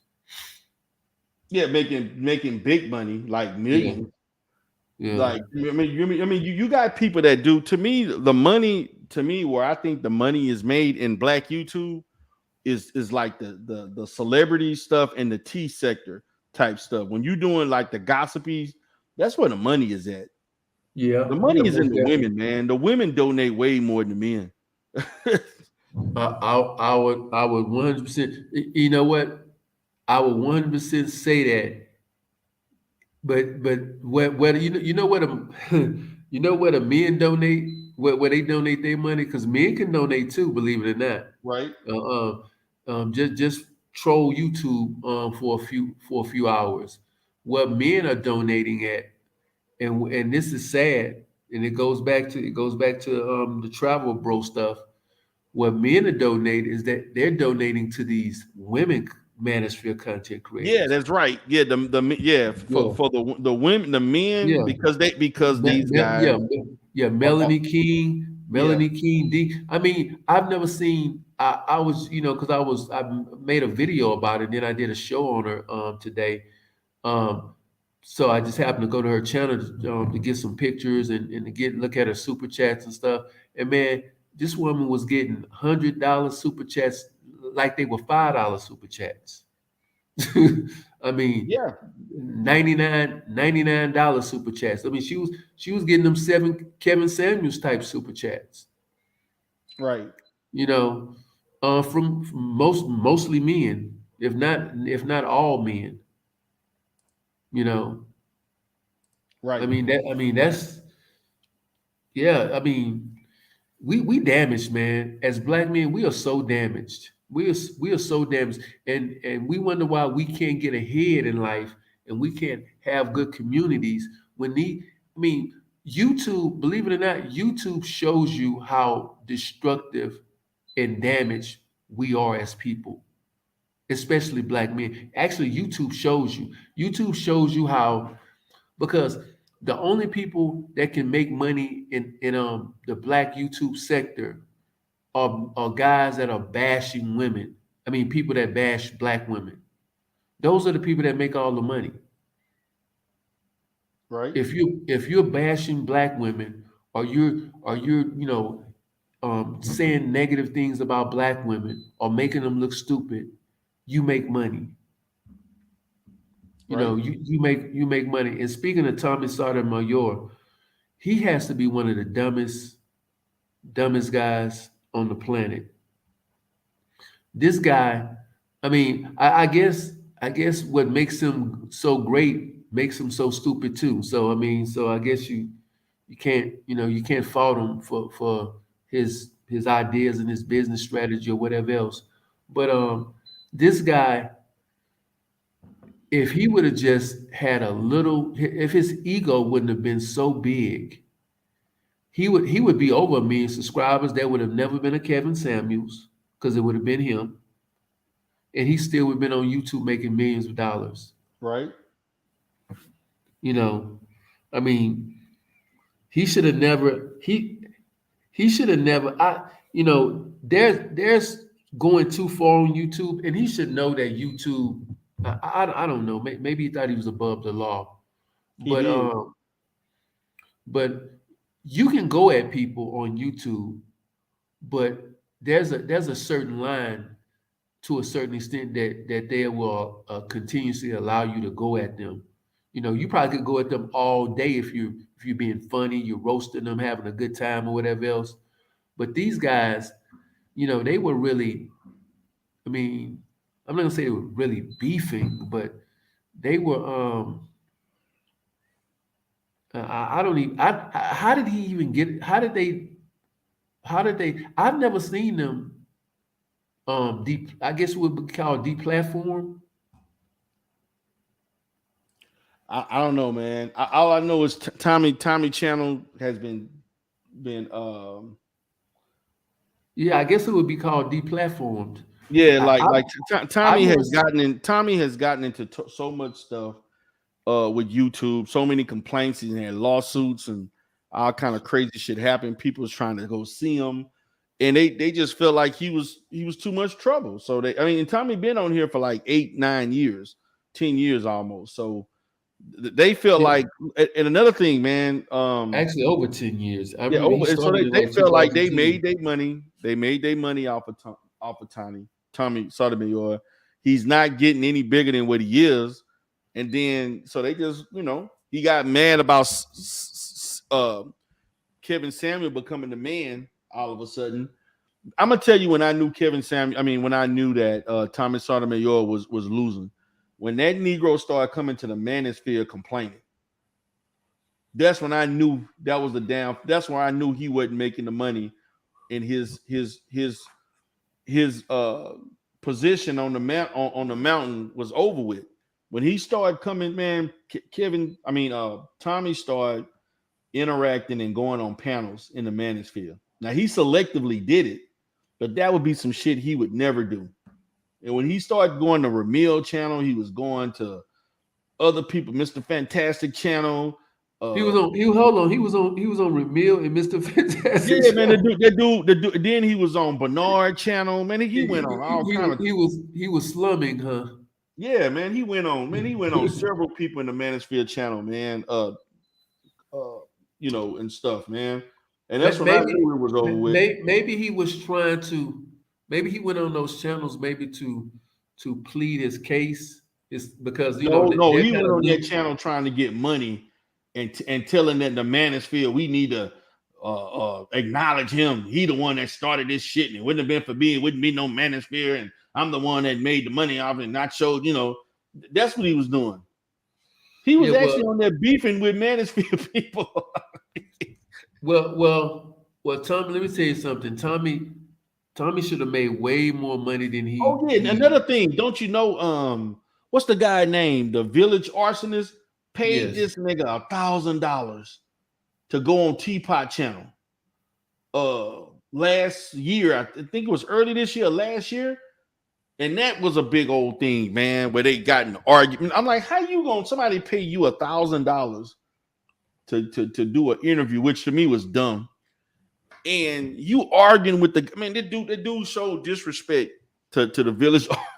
It was crazy. You would have to see that if you check out Proper Thought series. It's going. You Is type it in the Village Arsonist and Tommy Sotomayor, you'll see what I'm talking about.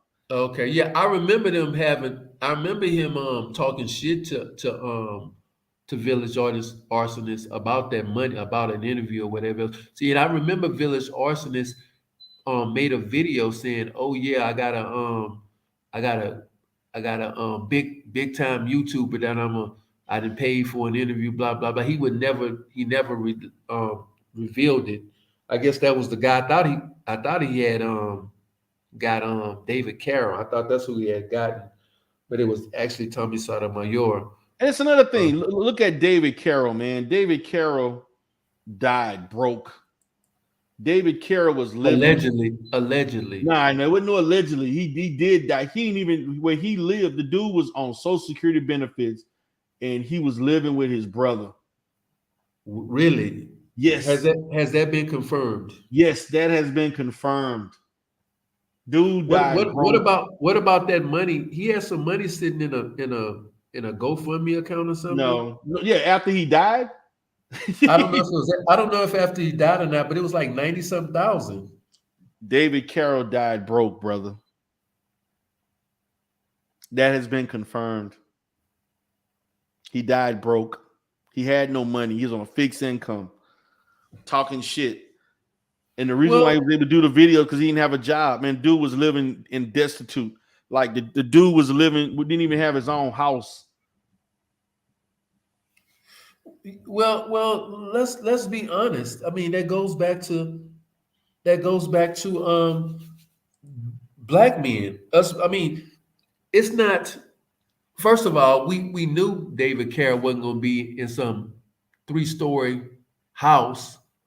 You I know, knew he wasn't worth shit. I never really. riding around in a Bentley because black men, that's what we would do. We would show all that stuff off. You know, we would shove it in their faces. So we knew he was a bitter black man, and we should have known that. I mean, he wasn't. You know, like I said, he wasn't living in River Oaks. You know, he wasn't balling or anything. But that's think about it for a second. That's most manosphere guys. Name a manosphere guy or a guy that has manosphere talking points that's really highly successful, has a successful relationship with a woman, has a successful life. Those guys, the people that's doing that, they're too busy being successful. Right. They're not they don't have time to be on. What YouTube like successful that. man has time to be on YouTube talking shit about women? Exactly.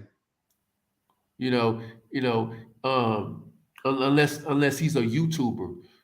Where David Carroll dropped the ball is that he probably didn't monetize his endeavors because he could have been easily bigger than what he was. He didn't monetize his endeavors. He didn't put in the work because in essence he was a YouTuber. He was making content. I remember David Carroll since 2000. I had a run in with him. He reported me. I roasted him so bad.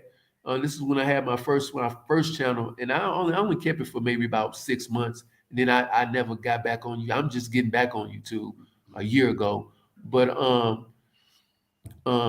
he should have. The man has been around since he's been around longer than Tommy Sotomayor. Are they? I'm gonna say a little bit, maybe a year or two before Tommy Sotomayor. So he could have easily been as big as Tommy. He's not as charismatic and funny as Tommy, but he could have made some money. He could have easily made some money off of my birds. He could have easily made money off of his YouTube endeavors. I don't know why he chose not to, but you have a lot of guys that are very bitter and upset. And sometimes it only takes one woman to do them dirty for them to just turn. And now, they have a platform, they have an apparatus to actually you know bring this hate out and transmit it to other people that might feel the same way. And now they can form these cult-like followings in organizations, social media organizations, where where they hate a particular person or hate a particular group of people. It's it's it's really sad. And the sad part about it is us as black men, we're doing it more than anybody. Right. Hey man, that's the reality of it, man. As it relates to that, it's a lot of craziness, man. The space itself, man. I was in the manosphere basically because I like O'Shea Duke Jackson and a couple other people that I was cool with, and I got to know them. Um, I was really cool with the people that was more comical and funny, but when this shit started getting like real serious and niggas was losing their mind and they got crazy with stuff, man, I got turned off by it. Yeah, this space attracts weirdos. Let's just be Yeah. honest. Yeah, so that's kind of where I'm at with it, man. So from my perspective, I mean, there's certain people that I could deal with and deal with. Some I can't. But for the most part, man, I can't deal with some of these guys are too irrational. Um, they mind be all over the fucking place. Weird, man. It's like some of these guys don't like need to go outside. Some of these guys need to go outside and and deal with life, man. Uh, so that's kind of where I'm at, man. With it,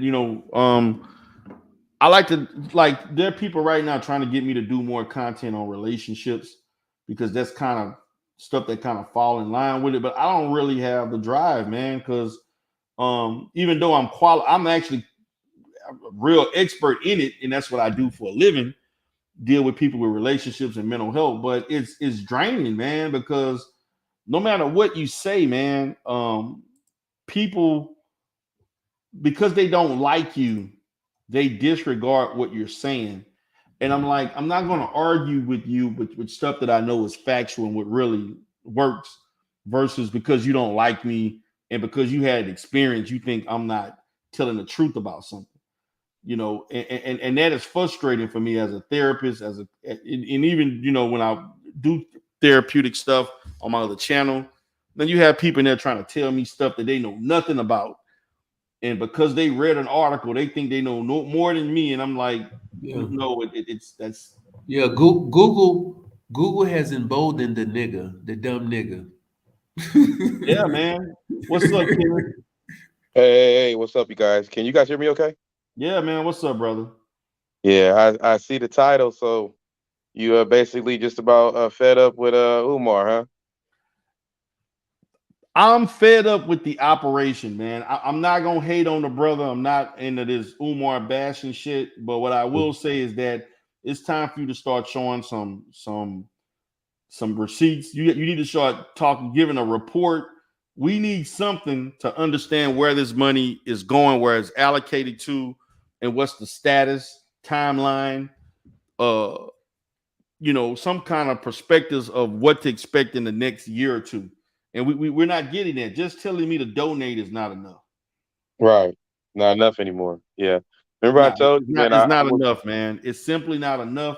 And there are people, and believe it or not, man, there are people right now who are mad at me, but because I'm like, damn, I thought the people that I debated with about this would be on my team. Nah, they mad at me saying I took too long.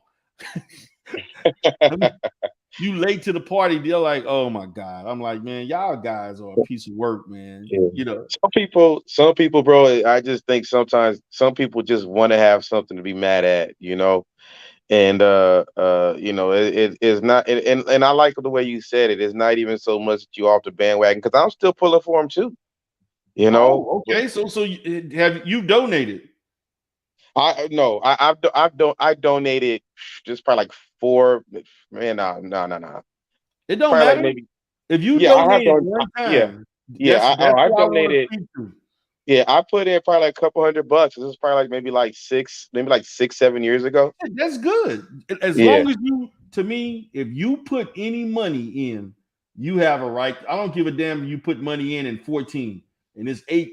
You have a right to speak. If you gave $1, you have a right. right to speak. Yeah, yeah. And really the only reason, my thing, whenever I come on here, man, I always just say be consistent. My only issue really with him was, I think I told you that whole conscious stripper situation and Oh yeah, you did talk about not liking the way that kind of went down. yeah, that kind of stuff. And him trying to, because he, one of his whole little thing was, he was celibate and, all those things he was saying. And I'm like, man, you didn't have to say all that stuff, bro. You could have just, without talking about your personal situation, the whole thing was the school for boys. And, and I liked his mindset that, we don't want government funding because they're not going to, we don't want them dictating, how the school's going to be run. I like that. I liked everything he was saying, and I still like a lot of the stuff he says today. He's a very intelligent man, but, he just, like you said, he just ain't, it's like the needle ain't being moved. He's almost like a pastor. You know, Right. I mean, one of those prosperity pastors. Oh, donate. Or donate, contribute to the fund, and God's going to get you a house or a nice car, or whatever you want. And I believe in God, but I got off the church thing. A while back, man. Like my tolerance level for that kind of logic is very low. I mean, you shouldn't have to get my allegiance by saying, well, if you do this for me, then all these good things are going to happen. So I mean, or I should say lie. So when he went up there, he's talking about how, oh, I'm celibate and all that stuff like that. Come to find out, he's messing with some woman. That is a few other things. I heard apparently he was a deadbeat dad and all. I'm like, man, this dude, we just don't have any even I kind of heard you talking about the manosphere. It just don't seem like we have like any real you know um respectable leaders. I mean, they always got some stuff going on in the background. Can you hear me okay still? Yeah, you good, man. No. Yeah, because I don't see an avatar. It's like your picture didn't load up all the way, so For but me, yeah, but no, it's cool as long as you can hear me. But okay. yeah, but yeah, no, it just seems like our leadership in the black community is the people, and some of it is us because we making the decision of who we want to get behind. So some of it is us, but just seems like the leaders are just no good, man. I mean, all of them just got some serious issues. you know. I feel you, man. From my And I perspective, don't mean to cut you off, but like, and I mean, really, and I say this, but I've said this even like in this sector, you're talking about the manosphere, right? And it really, we're talking about black men, and I think one of the biggest problems is men like you, DOD, Amiri, I know you guys are busy, you got a lot of stuff going on, and unfortunately, you guys' voice gets drowned out. And because I think you guys could be the leaders. You guys could set a good example for this is what represents black men. You know what I mean? But it's hard. Shoot, I know some of these guys, man, do these streams, be on there for 4, 5, 6 hours. You facts. know, and it's like, and I wonder, like, I listen to it, kind of hop off, go off, do my own thing, and come back and they still on like 6, 7, 8 hours later. I'm like, do these dudes and talking about how they make all this money and all that? Do these dudes work? How are they making money if they on YouTube all freaking day talking about black women? You Facts. know, or whatever it is that they want to talk about. But I mean, I think that's really the thing. Like with black men, not just the manosphere, just black men. It's kind of hard because that element is drowning out. And I mean, even like me, I mean, I consider myself a respectable black man, and I just don't have the time. I don't have I mean, well, I guess we all have channels, but I don't have the time to get up and like really, really, that's why I'm pulling for Amiri. I don't have the time to get up and do what you guys are doing. So I applaud what you guys are doing. Yeah, man. It to me, for me, man, it's a struggle for me, man. Man, it is a struggle for me because I have so much shit. And I even said, man, like I made a decision, man, like in March, because I had my business picked up a lot in December of last Mm-hmm. year, and so I was trying to you know see how to organize my time to do things, and then I started telling myself, why are you can't be you can't you're basically prioritizing wrong. I mean, Right. this is what you do for a living. This is what my career, my businesses and stuff. I need to Right. be focusing on that. And if you got time to do this stuff, you have time to do it. If you don't, you don't. Right. And that's the position that I've taken. Like Mm-hmm. some weeks I may have time to do 3 or 4 videos. Another week I may have 1 or 2. I said I'll relegate it to weekends and maybe an upload or 2 during the week. And that's it. Right. That's all I can do, man. And I'm actually considering, man, like I got 3 different channels. Like I got this channel, the Rebirth channel, the Sectors TV. I got the Life Solutions, which is strictly mental health related, Mm-hmm. and Right. I'm trying to see how, like, I can't give, one of those channels gonna have to give, and I may rebrand another channel, and then the other channel is gonna simultaneously be used for whatever. Mm-hmm. So that's kind of where I'm at as far as my future if I continue YouTube. I'm more in line with doing advertiser friendly videos Right. that can Right. resonate, and a lot of this is what I'm thinking about doing is not going to be it's not going to be stream related. It's going to be upload and premiere orientated, where Right. I don't have to spend so much time doing, which I don't mind doing the live streams, but I can't be doing 3 or 4 live streams a week. That just ain't gonna happen. Yeah. Yeah, I can't do that. And there's, like you said, there are people who do tons of live streams all the time. And but I can't do that. Like, even if I was free to do it, I wouldn't want to do it. You know what I'm saying? So Right. I'm Right. just gonna schedule myself appropriately based on what I can do.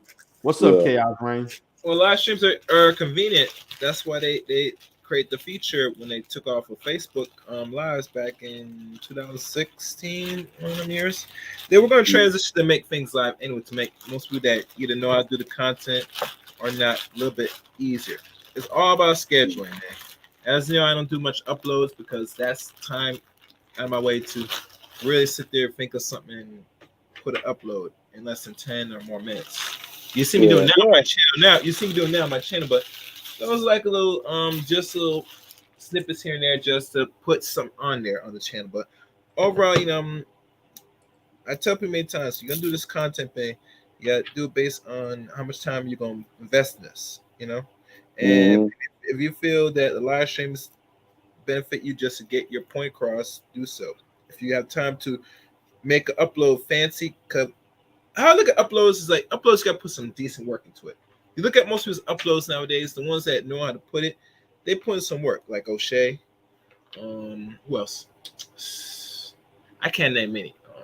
O'Shea and so on like right now. But as you know, he has a working cast of people, that got him to make those many uploads. He put out like almost 5 a day on the average, and it's not on one channel, but he has multiple channels. So, like I said, doing this content is time consuming at best, and you have to prioritize how you gonna manage your time doing it. I'm saying it's all about time management when doing content on YouTube. You know what I'm saying? I don't expect you, D-Darrell, to be doing like mad content a week. I at best expect at least like 1, maybe 2 a week at best, if you could throw in the extra 2. But usually if you're trying to like grow something on stuff and get the commercials again,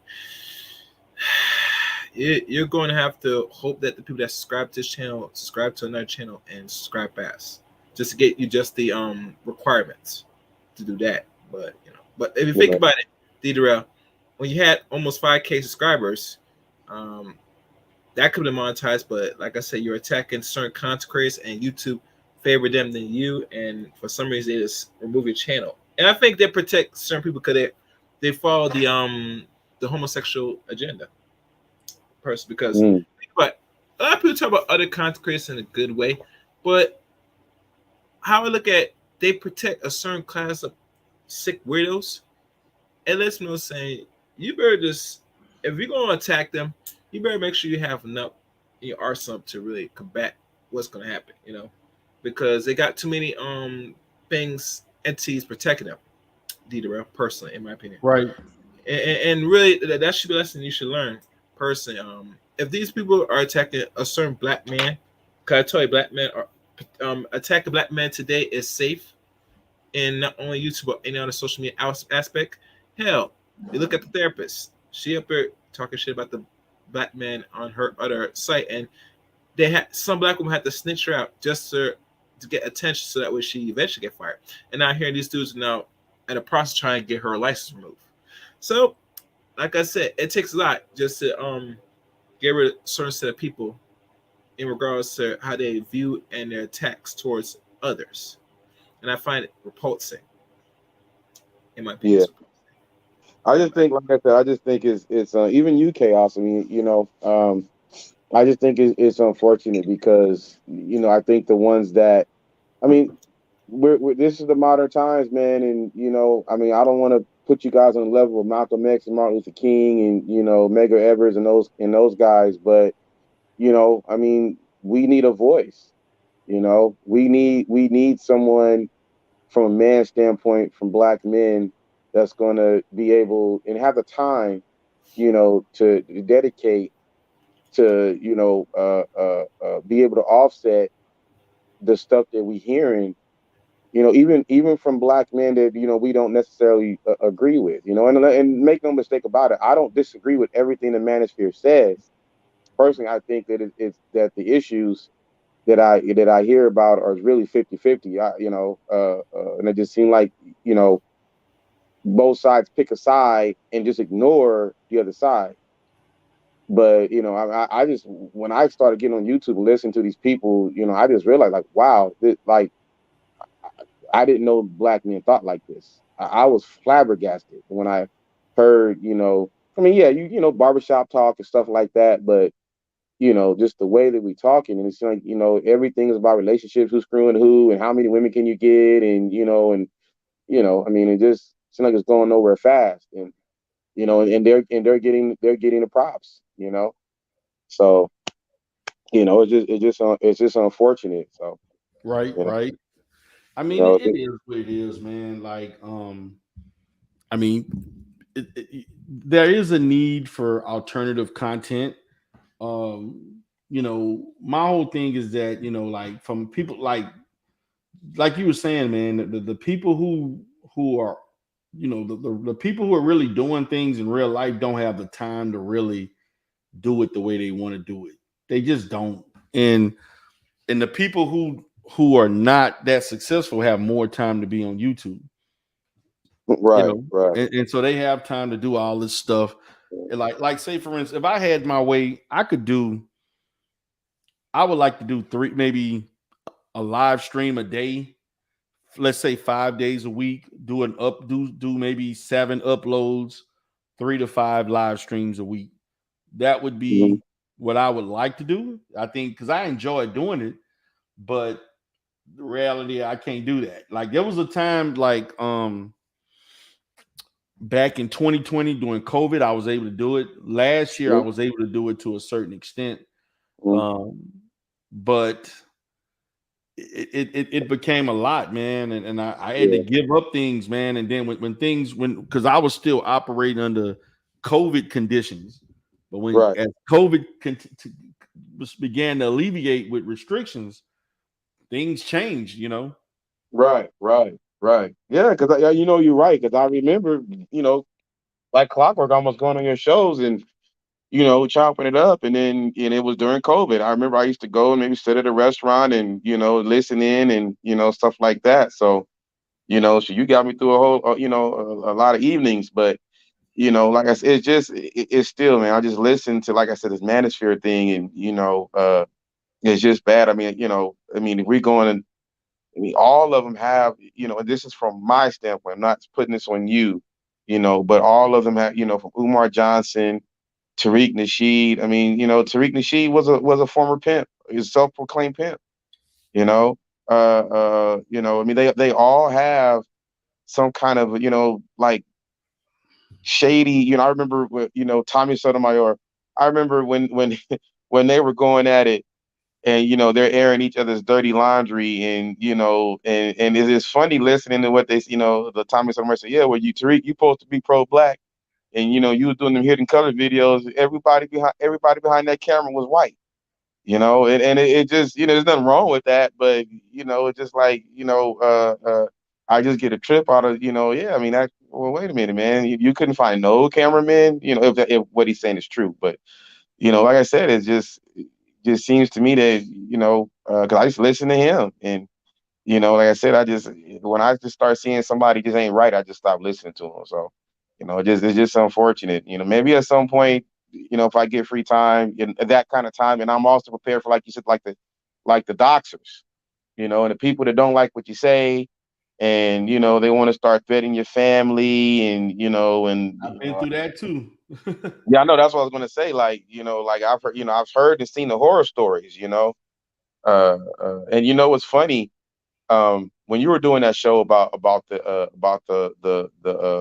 dudes going overseas to pick up women, and my boy Yeshua, because I know, he's gone to different parts of the world, and I called him and said, hey man, and he wasn't going to go onto your show. And I told him, I said, man, hey man, this dude's a good dude. He ain't gonna go in there and muting you and cursing you out. And I said, he's a good dude, bro. Right. Hey, I gotta call you back. Oh damn, he had a situation to deal with. So what's up, Chaos? So what kind of content you got coming up, man?